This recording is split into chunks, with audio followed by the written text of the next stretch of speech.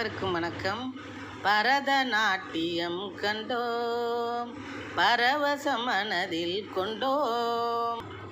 அரவத்தை நகையாய் அணிந்த மகேசா, அழகிய நந்தியில் வலம் வரும் ஈசா. பரதநாட்டியம் கண்டோம், பரவசம் மனதில் கொண்டோம்.